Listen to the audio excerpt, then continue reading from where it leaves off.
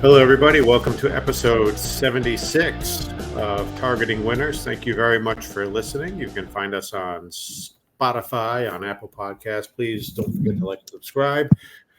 You can also find us on YouTube at Targeting Winners is the name of the page. Peter, Darren, how you guys doing? Happy post-Halloween Friday to everybody.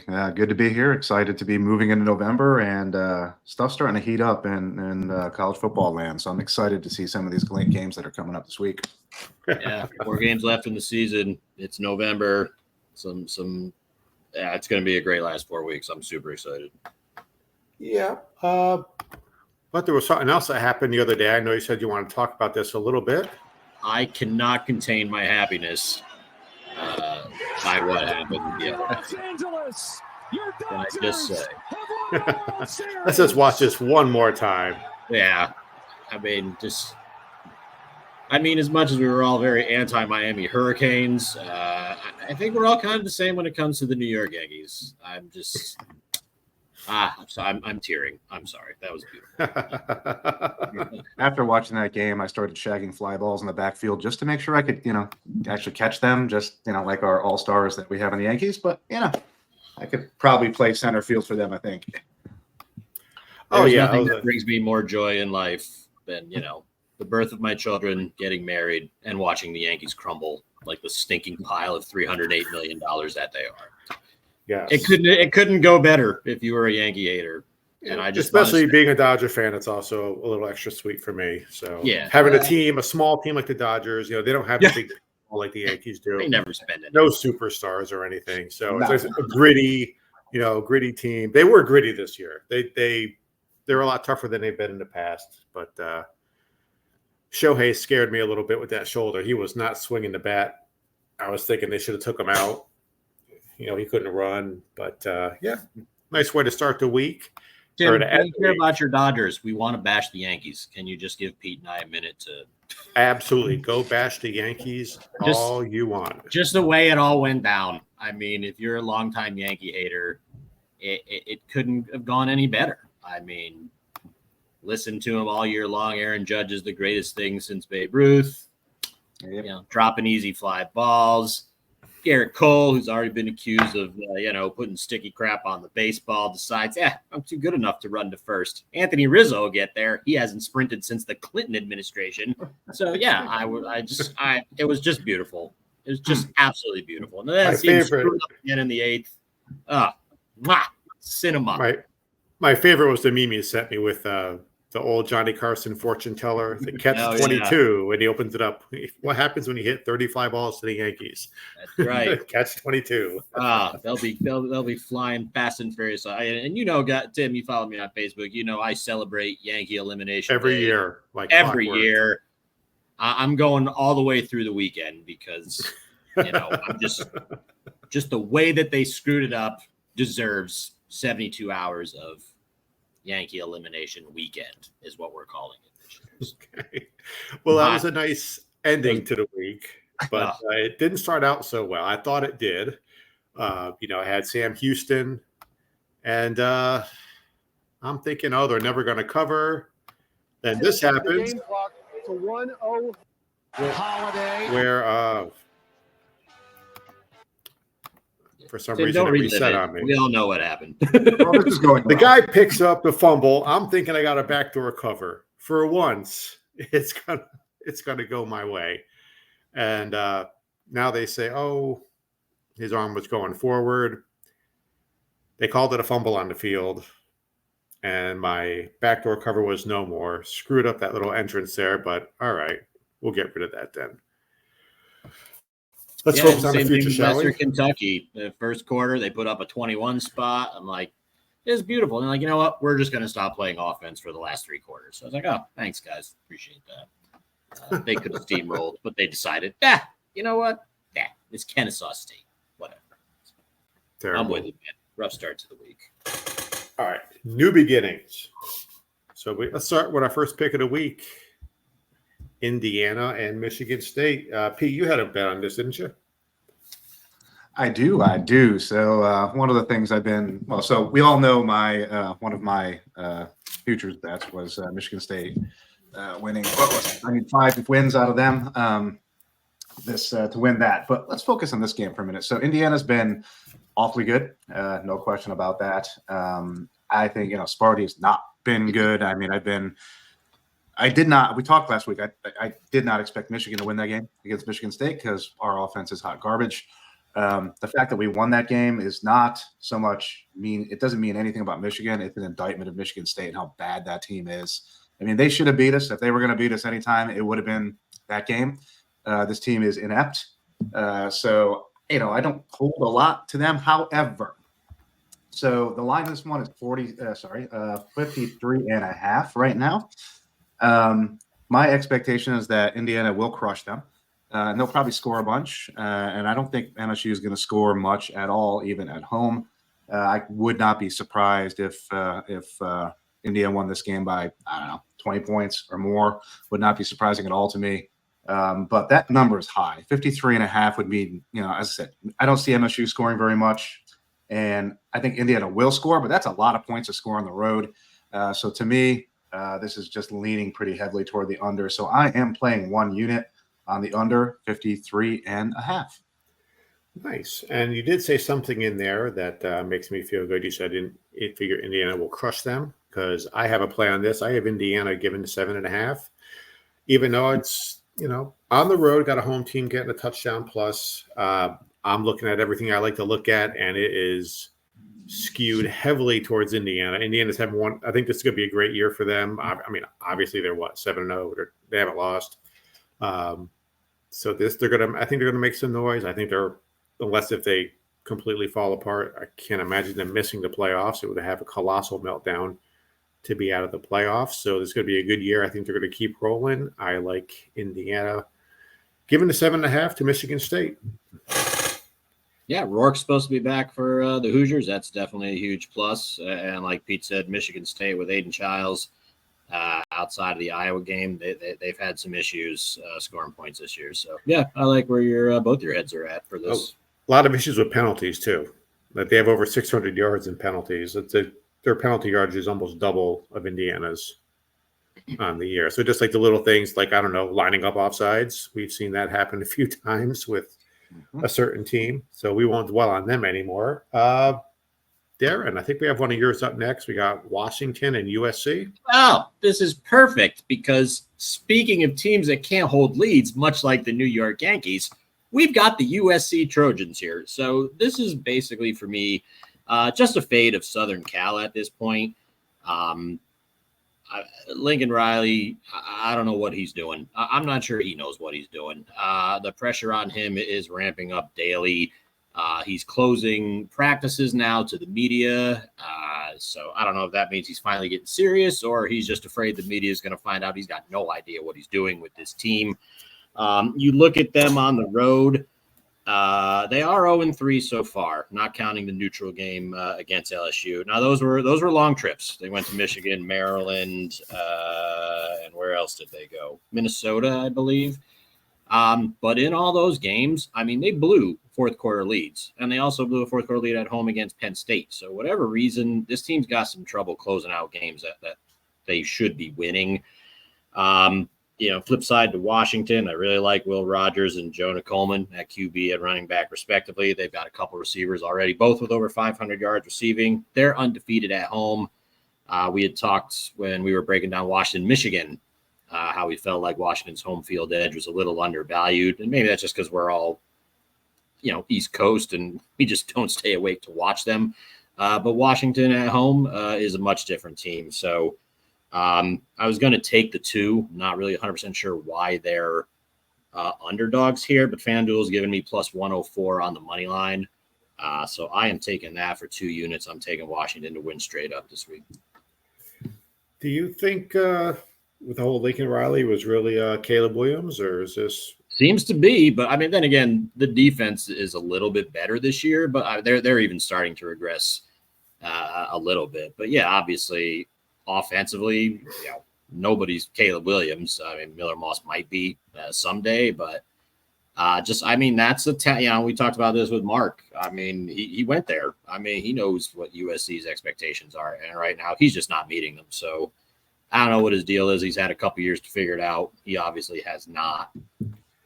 He's going to be in some trouble. I mean, both these teams are have 4 wins. They each have 4 games left. So I mean, it's a huge game for bowl eligibility. I mean, the conference is pretty much out of the question for both here, but the loser here could potentially not even be bowl eligible. So we'll see.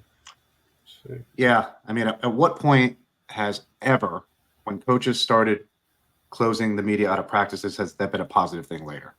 Like, when has it ever circled back in a positive direction? How long does that coach last after that? How does the team respond to that?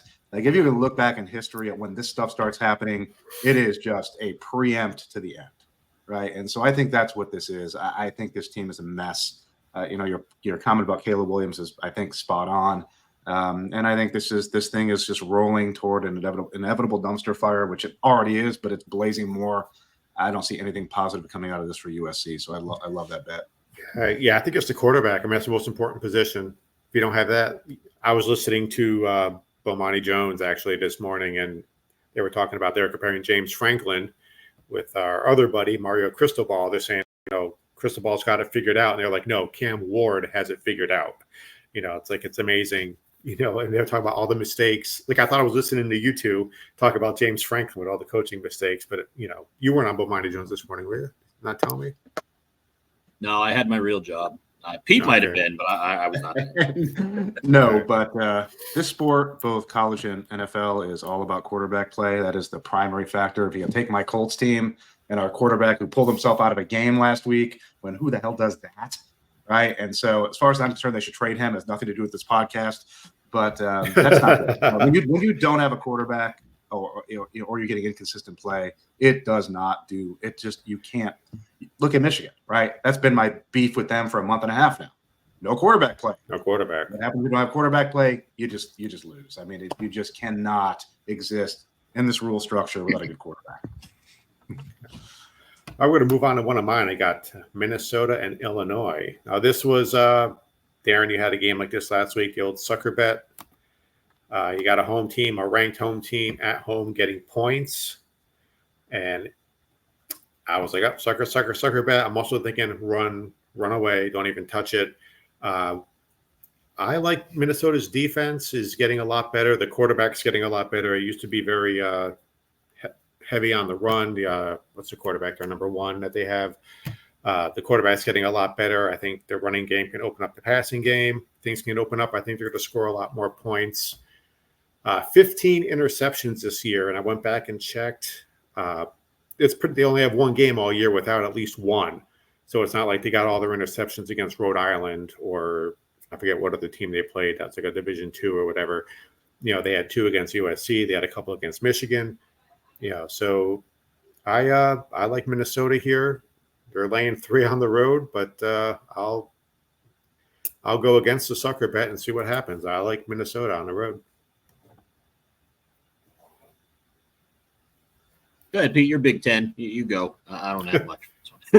Yeah, I like that bet. I mean, I think I don't think it's a sucker bet at all. I mean, I think this Minnesota team's a better team. Honestly, I think they can play there.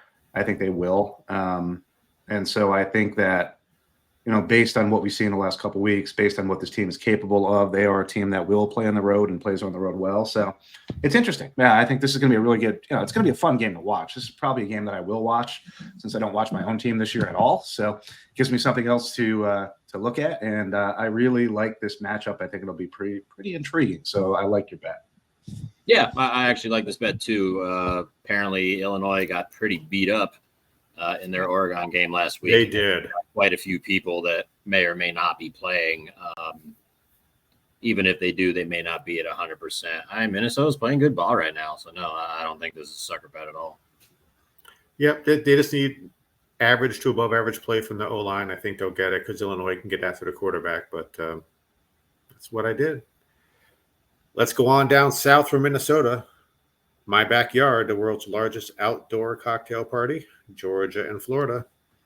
Listen, I don't have too many notes here. This line was dropping 14.5. I was hoping to find a 14, but no such luck here. Listen, the last 3 years, Georgia has beaten Florida by no worse than 22 points. I don't know what Kirby Smart's got against the Gators, but for whatever reason, he just loves to steamroll this team here. We had mentioned this in November. It's kind of put up or shut up time for some of these teams that have questions. I don't recall outside of the Clemson game whether I've seen Georgia really put together a dominant effort on both sides of the ball from start to finish. Florida's going to need to run here, but Georgia's run defense is actually starting to play really well. I think Georgia gets out early here, puts it on cruise control. Yeah, man, I would love to find a 14, but, to have it locked in for the show, I couldn't get it. But, I just think Georgia starts to realize, hey, it's go time. Yeah, Napier's on borrowed time at this point. That this isn't going to help him at all. I think Kirby Smart's going to steamroll the Gators again for a 4th consecutive year. It's always fun to watch, though. For me, anyway. Yeah, just a one unit though, because like I said, I did get the 14.5, which I'm not a big fan of. So if you got 14, would you go 2 or 3 or? No, I would still stick with 1 here. Like I said, because outside the Clemson game, Georgia, played like absolute garbage in the first half against Alabama, and then all of a sudden, like, hey, we're kind of good too. I just don't recall a complete game. They've had some trouble blowing out some teams with some good defenses. I don't think Florida is a very good defense, so I think this is a game here where Georgia can fix some things. I see this like 21 or more here. Nice. We'll root for that. This game could be interesting. I mean, Florida's been playing better since they played A&M, right? That was not good. Right? That was not a good look for them. They did not play well. Looks, bad. Since then, I mean, they're certainly not a world beater, but they played better. So they're at home. Can they put up a challenge? Maybe they can put up a challenge for the first half. Maybe, Georgia's the better team. And I fully expect, to Darren's point, 100%, right? This is a team, I think, in Georgia that realizes the position they're in right now and knows that they have opportunity in front of them. And so I think they will go in and be professional. I wasn't on this podcast last year, but a lot of what I talked about my team, Michigan, last year, what I kept telling everybody is they were a professional team last year. Like, that team was going to win, and they had a bunch of people on that team that were older, that were professionals, and that led that team. And I think you got some of that with Georgia here. So I think you're going to see some of that come to play here in a game that I think tactically could be a close game, because I think Florida's going to play for their lives in this game, honestly. But Georgia's the better team, so I like that bet. Side note: this game will be moving to Atlanta, while I believe in 2026, because the Jaguars. Well, the Jaguars, they're playing so well. The city decided they should get a new stadium, so they're going to rebuild the stadium. It's going to take a couple of years. They'll be going to Atlanta in the Mercedes-Benz Dome up there. Just thinking about that game makes me shiver about the traffic. Why don't you just leave Jacksonville in London? Right, exactly. I thought they're moving to London. Nobody in America wants them here. Just put them in London for good. Nobody cares about the Jags. They have no fan base. Well, they have a fan base. They're just long. Yeah, they're all in London. Send them. All right, moving on. Get out of here. Iowa, Wisconsin, go. Wait, why do I have 2 in a row? All right, this one's even simpler than my other handicap. Cade McNamara is out as Iowa's QB. Thank God. So now I feel comfortable backing Iowa here. Oh, I mean, they finally put in Brendan Sullivan. Supposedly McNamara's injured. I don't buy it. I think Lester finally bowed to the pressure here. But what I like about him is he does give Iowa a little bit of a dual threat. I mean, he had 8 rushes in the Northwestern game last week. Cade McNamara's got like 13 the entire year. So they're not, Wisconsin's not going to be able to just load up on Caleb Johnson, who, by the way, is awesome with over 1,100 yards and 16 touchdowns. He just gives that. He can't be any worse at passing the ball than Cade was. So, Iowa's not going to put up 40 here because Wisconsin's got a decent defense. But I didn't really like what I saw from Wisconsin last week. I know they had Penn State, and Penn State's an excellent defense, but Braden Locke's just he's been improving, but just I don't know. Yeah, you're going to Iowa at nighttime. It's primetime, 7:30 game Eastern on NBC. It's 2.5. If it was Iowa -3, maybe I would lay off here. But I just love the switch to Sullivan. And God, I hope he does something because I'm as anti-Cade McNamara as I am anti-New York Yankees. So, give me the team with a slightly better running game, hopefully a little rejuvenated offense due to the quarterback switch. Iowa at night, not an easy place to play. So I'm taking Iowa minus the 2.5 here to cover over Wisconsin. Yeah, it'll be interesting to see with the point output on that one. It's hard for me to bet on Wisconsin because I would always bet on them to win because they're like they'd be my favorite team if not for Florida State. So, but yeah, love Wisconsin. But yeah, I think you're probably right here. I like the Iowa play. Yeah, I mean, Iowa at night for anybody is a problem, right? You could be Georgia going to Iowa at night this week, and I would say, you know what? This is going to be a really interesting game because that place is a pit at night. I really, really toyed with the over-under, which was, 41.5. I really wanted to play the under because that defense is just vicious at night in that place. So I'm leaning on the under. I'm not playing it, although I probably should be. But I think Wisconsin's in trouble here. I think they could easily get trucked right out of that stadium. They might score a touchdown if they're lucky, and that's it. This is where Iowa shows off their defense, and that defense is going to be really good in this game. Yeah, I mean, and as Wisconsin, since Luke Fickell's been there, have they gone on the road and had like a signature win in the year and 2/3 that he's been there? I couldn't recall one. It's a big ask for the Badgers. This feels back when Michigan was sort of getting better before they actually got good, and they went in there and they got absolutely trucked. I mean, like, you got to be careful walking into that place, and I think Wisconsin, unfortunately, is going to step into it this week. Yeah.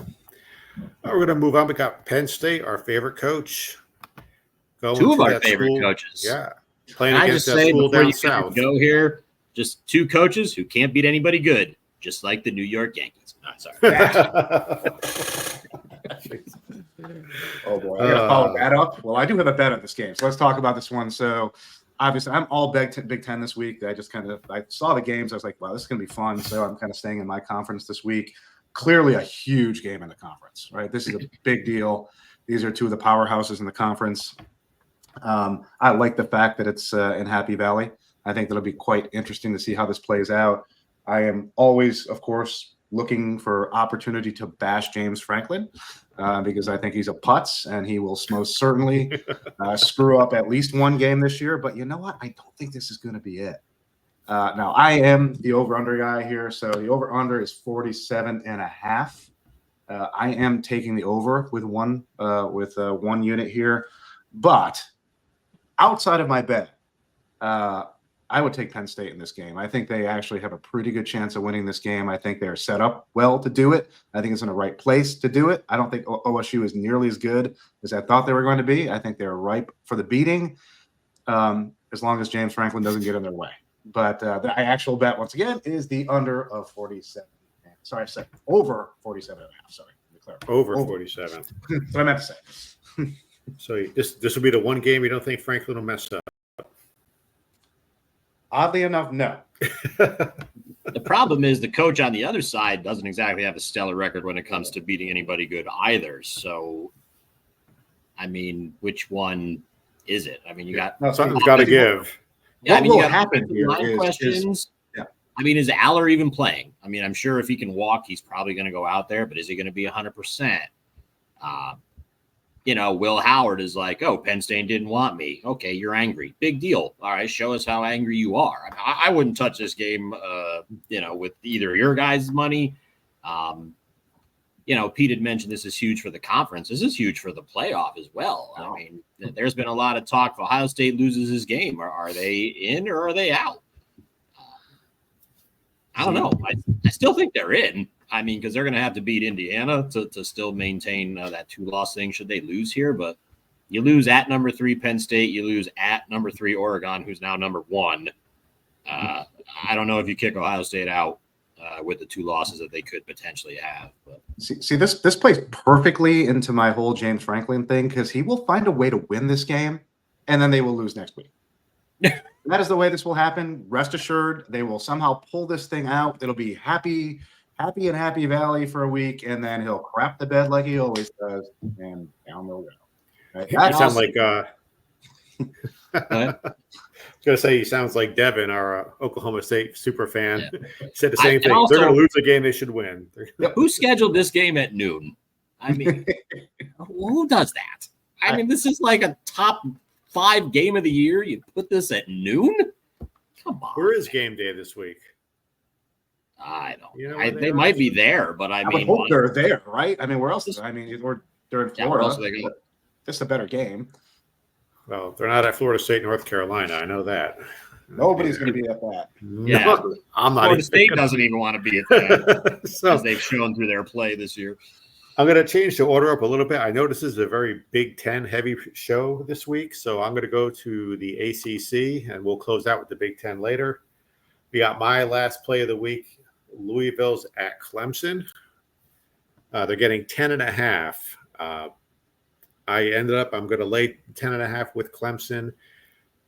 Again, it's big on turnovers. Louisville lost. Their big receiver, Lacey, is out. He's now taking a red shirt for the rest of the year. Penalties are a big concern. Both teams get after the quarterback. I think they're even in sacks. Clemson, their defensive backs have been all over the place. They force a lot of fumbles. Add in, it's at Clemson at night. 10.5 sounds like a big number, but I think they can get over on that just with the turnovers, the defense, and the atmosphere. So I'm going with Clemson, laying 10.5 to Louisville. I mean, I just want to say that bird looks pretty angry. So, I mean, if he shows up He that looks pissed pissed. off, he might absolutely find a way to win this game, but I don't think the bird is suiting up. So I agree with your bet. Yeah, unfortunately, I agree as well. As much as I would love Clemson to lose, Oh, yeah, me too. my thought is maybe, just maybe, Clemson's looking ahead because you know where they're going next week. That's right, Right. Blacksburg, Virginia. Ooh. So that could be a big game for Virginia Tech. Of course, if Virginia Tech doesn't win at Syracuse this week, my ACC title bet will be down the crapper. But if both these teams survive and Virginia Tech can somehow beat Clemson next week, my bet is back off life support here. But It's kind of hard. I kind of became almost, if they weren't in the ACC, a Louisville fan. We had so much fun there last week. And, I did.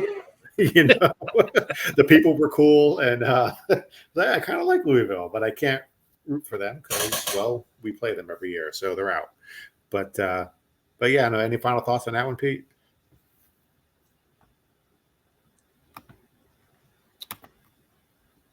He's No. muted. You know, He's Mike, having- Sorry, I His was trying to unmute. and I was Technical not unmuting. difficulties. So, So, I apologize All right. for that. No, I Well- don't. I'm good. well, now that you're Unmuted. Put me on. unmuted, let's go to the final play of the week. Ugh. Big Ten.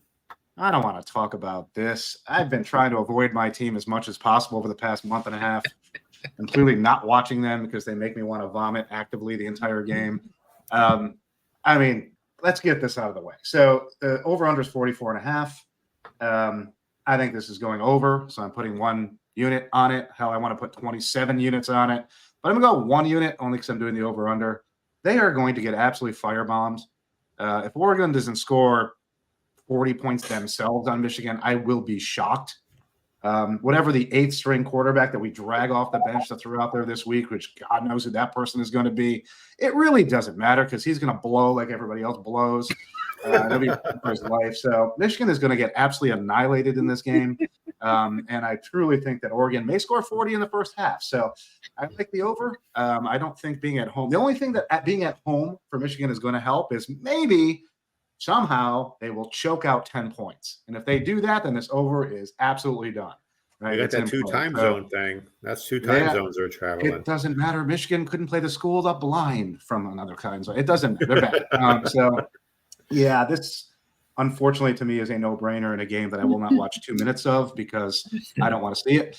But yeah, they're going to get absolutely trucked. I love the over in this game at 44.5, only because Oregon's going to score a ton.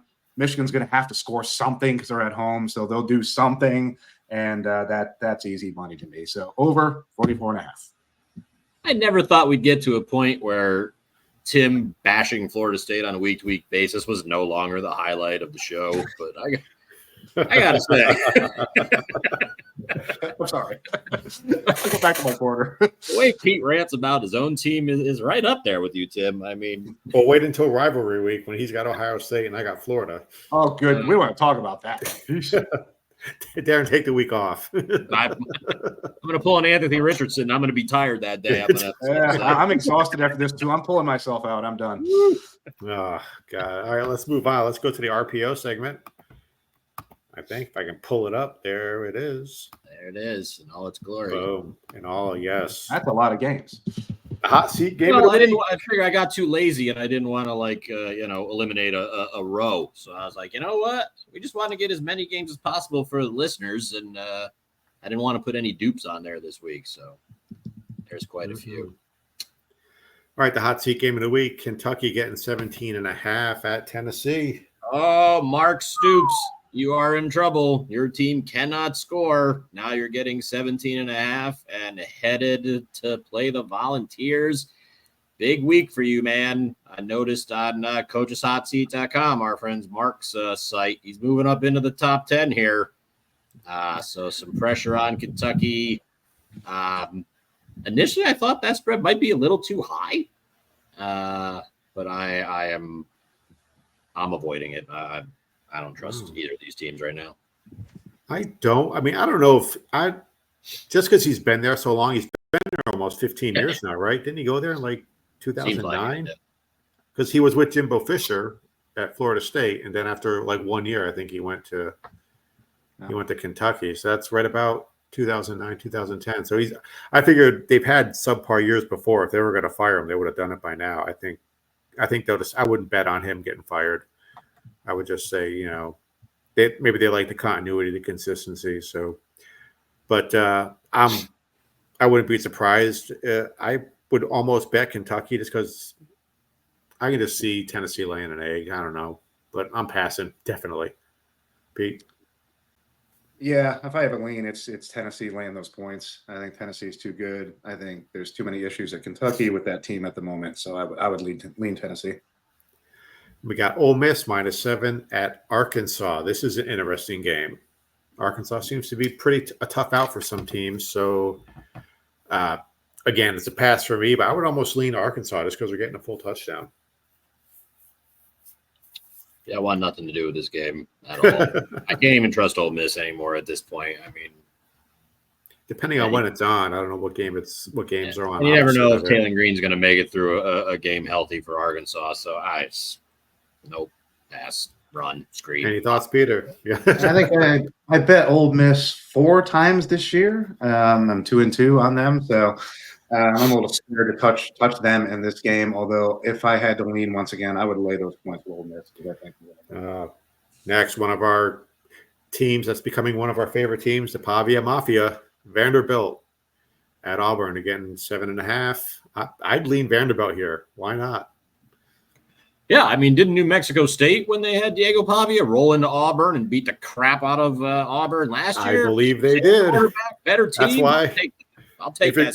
If you're gonna bet this game, run to the window and take Vanderbilt in that 7.5. UCLA at Nebraska. Peter, UCLA's getting 7. It's hard. It's really, really hard for me just personally to buy into the Nebraska thing at the moment. Not that UCLA is any good. Do I think they can beat UCLA at home? I do. Do I think this is a coverable number? Yeah, probably I do. But I mean, Nebraska has been such a weird team for some years here that it's just hard for me to get to where I think they're improving, and I think there's something here. I'm mentally not there yet, so I didn't touch it. Yeah, if this was something where if it went 7.5, I might lean UCLA. If it goes to 6.5, I might lean Nebraska. But my UCLA win total still has a chance to hit. So I'm kind of pulling for Nebraska to just win. I don't care by how many points. I was going to just ask you how that future bet's looking. It's 5.5. Right? I got it at 5.5. They're 2-5. So a loss here gets them to 2-6, and they have a couple of very losable games after this. But I'd feel better if UCLA was 2-6 as opposed to them being 3-5. Exactly. North Carolina -2.5 at Florida State. Go, Tim. I put this one here for you. This could get ugly. Now, North Carolina is not exactly a barn burner here. They do have the defensive end. They're number 7 on defense. Our line is not playing good at all. I wouldn't be surprised if he has like 4 or 5 sacks just by himself. And it's frustrating because even if they're still not catching any footballs, it doesn't matter. So I'm leaning North Carolina. I mean, I almost want to bet this game because it's only 2.5, not the field goal. I can see a score like, 17, 14, something like that. I don't think they're going to score that much, which is frustrating because if they caught 4 or 5 balls at different times, they might have 2 or 3 more wins right now. But heavy lean on North Carolina. Go. I'm done. Is Florida State still playing? I thought they quit like 2 months ago. Well, I mean, it doesn't Some matter. of them did. Yeah, they're gonna get That was last year's bowl game. But remember, they're too good for the ACC. That's right. Yeah, I mean, I'd love to watch them in the SEC this year, getting pummeled by everybody. That'd be fantastic. Well, the MAC is hiring. The MAC's got an odd number of teams. Maybe Florida State can join the MAC. Hey, there we go. That'll work. 3 years. Texas A&M at South Carolina. Texas A&M given 3.5. I like South Carolina almost here. Yeah, Don't tough know place why. to play. That team has been opportunistic this year. That's a tough place to play. I kind of like that. I kind of like laying those 3.5 with South Carolina at home. I think that's pretty interesting to me. Either way, I think it's gonna be a really fun game to watch. But I am tempted to go with Carolina laying that 3.5.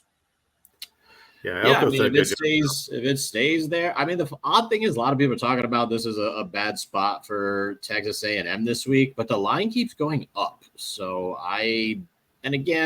what version of Lenore Sellers are we going to get from South Carolina? Yeah.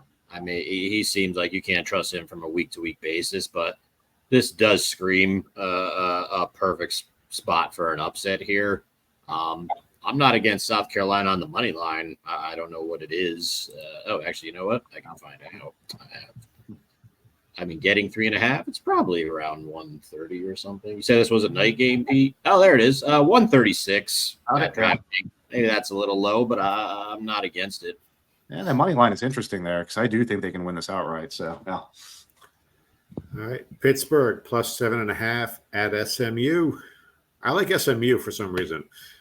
This team is, a new quarterback. For some reason, they look like they can put up some points. And I know the first team in the first year in the conference, quote unquote, moving up. I like SMU here. I don't have much to offer. I mean, I don't dislike that. So, yeah. Yeah, I mean, both quarterbacks got hurt last week. Both are expected to play. I mean, the 7.5 scares me, but I could see SMU rolling by 20 here. I mean, they've been playing some good ball since the first couple of games of the season. So, yeah, I agree with you, Tim. I would play SMU here. All right, we got Duke getting 20.5 at our buddy Mario Cristobal, the brilliant coach. Has nothing to do with the quarterback. He's so brilliant. God, I hope Duke wins this game outright. That'd be wonderful. But we both watched the Duke FSU game, and we know that's not going to happen. So, I'd be leaning Miami just if I just want to jinx them or something, just to bet on them, just because maybe my mojo will screw them up. But other than that, I'd lean Miami. I don't know what you guys are thinking. Not touching it. I'm not touching it either, but I think they'll win by at least 30. Honestly, I don't think Duke is going to score much at all, and I think Miami Cam will do his normal thing, which is, lead an attack that will be devastating. So, I really don't see this thing even being close to anything. I'm not betting it, but I would certainly lean Miami. We got Texas Tech, Iowa State, Texas Tech getting 13.5. So close to 2 touchdowns. Iowa State, aren't they still undefeated in the conference? I believe so. I believe they are. So I know you probably want Texas Tech to win here for your Colorado play. But their defense. Kansas had Kansas State last week. That's another thing that pissed me off. God, they messed that up. Anyway, go ahead. Yeah, I would I lean think Iowa State here just because of the number, and Texas Tech has an absolutely horrible defense. But Yeah. for your sake, I I- hope I- Texas Tech pulls it out. Iowa State's been good. I mean, they're way better than I thought they were going to be. So I dismissed them a bit earlier in the year. I feel kind of bad about that because that wasn't accurate. Yeah, I mean, I'm leaning Iowa State. I would consider playing that, but I just no. So, but definitely leaning that way. All right. And finally, TCU at Baylor. TCU's getting 3 points here. This is what's the over/under on this game? Do you guys happen to have that? I can look real quick. I got 63 at draft. I was going to say this is usually a high-scoring game. I would almost take the over. Yeah, 63 and a half is what I see right now. So yeah, I looked at it. It's a big number. I mean, yeah, I would lean that direction, but that's a big number. So I kind of steered clear. Baylor Yeah. playing a little inspired the last couple of weeks, beating Oak State and Texas Tech the last 2 weeks. Mark said they love them some Dave Aranda down there. Now they're finally playing like they want to keep him around for another year. So, yeah, I'd lean Baylor here. Why not? That'll do it for the RPO. Let's run it down. Darren, what do we got this week? All right, before we do that, let's take a look at Friday real quick. 'Cause there's a Okay. few games tonight in case anybody wants. I'll just rip off the 3 games, and you guys let me know if you have any thoughts.